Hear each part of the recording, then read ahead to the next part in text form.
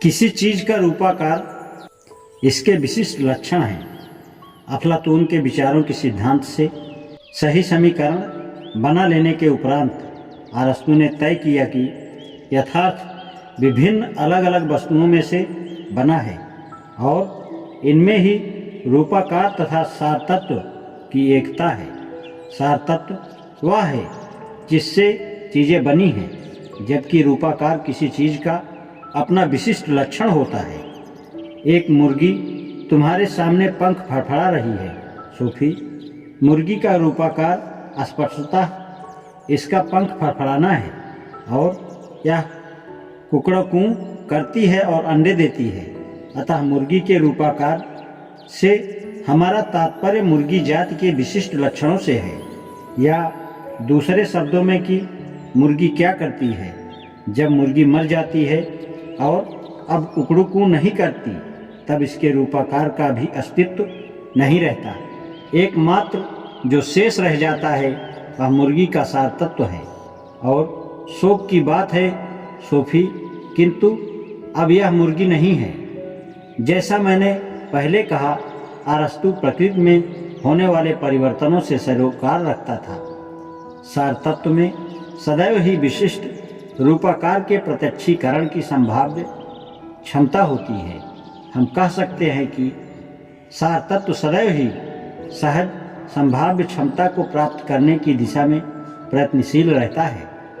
अरस्तु के अनुसार प्रकृति में प्रत्येक परिवर्तन सार तत्व का संभाव्य क्षमता से वास्तविक में रूपांतरण दर्शाता है। हाँ सोफी, मैं स्पष्ट करूँगा कि मेरा तात्पर्य क्या है। देखो, यदि इस मजाकिया कहानी से तुम्हें कुछ सहायता मिल सके, एक मूर्तिकार ग्रेनाइट के बड़े ब्लॉक पर काम कर रहा है। वह प्रतिदिन इस रूपाकारहीन ब्लॉक में कुछ कुछ तोड़ता रहता है। एक दिन एक छोटा लड़का वहाँ आता है और कहता है, आपको किस चीज़ की तलाश है? मूर्तिकार उत्तर देता है, प्रतीक्षा करो और फिर देखना। कुछ दिनों बाद छोटा लड़का आता है और तब तक मूर्तिकार ने ग्रेनाइट तराश कर एक सुंदर घोड़ा बना दिया है। लड़का आश्चर्य से इसे देखता रह जाता है। फिर वह मूर्तिकार की ओर मुड़ता है और कहता है, तुम्हें कैसे पता चला कि इसके अंदर घोड़ा था? वास्तव में कैसे? एक अर्थ में मूर्तिकार ने ग्रेनाइट के ब्लॉक में घोड़े का रूपाकार देख लिया था, क्योंकि ग्रेनाइट के उस विशिष्ट ब्लॉक में एक घोड़े की शक्ल में बन जाने की संभाव्य क्षमता थी। अरस्तु का विश्वास था कि इसी प्रकार प्रकृति की हर चीज में एक विशिष्ट रूपाकार प्राप्त करने अथवा प्रत्यक्षीकरण की संभाव्य क्षमता होती है। चलिए फिर मुर्गी और अंडे की ओर लौटते हैं। मुर्गी के अंडे में मुर्गी बन जाने की संभाव्य क्षमता है।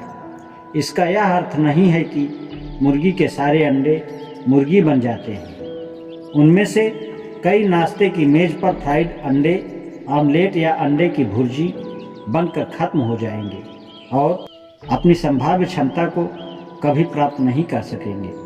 किंतु यह भी उतना ही स्पष्ट है कि मुर्गी का अंडा बत्तख नहीं बन सकता। मुर्गी के अंडे में वह संभाव्य क्षमता नहीं है। एक वस्तु का रूपाकार इसकी सीमाओं और इसकी संभाव्य क्षमता को बयान करता है। जब अरस्तु चीज़ों के सार तत्व और रूपाकार की बात करता है, तब वह केवल जीवित प्राणियों की ही बात नहीं करता। जिस प्रकार मुर्गी का रूपाकार कुकड़ू करता है, पंख फड़फड़ाता है और अंडे देता है, उसी प्रकार पत्थर के रूपाकार में पृथ्वी पर गिरना सन्निहित है। हाँ, आप निश्चय ही एक पत्थर उठा सकते हैं और इसे हवा में ऊपर फेंक सकते हैं, किंतु चूंकि पृथ्वी पर गिर जाना पत्थर की प्रकृति में है, आप इसे फेंककर चाँद पर नहीं पहुंचा सकते। जब तुम यह परीक्षण करो तो थोड़ी सावधानी बरतना, क्योंकि पत्थर बदला भी ले सकता है और पृथ्वी पर नीचे आने के लिए सबसे छोटा रास्ता पकड़ सकता है। आज इतना ही। शेषकल, धन्यवाद।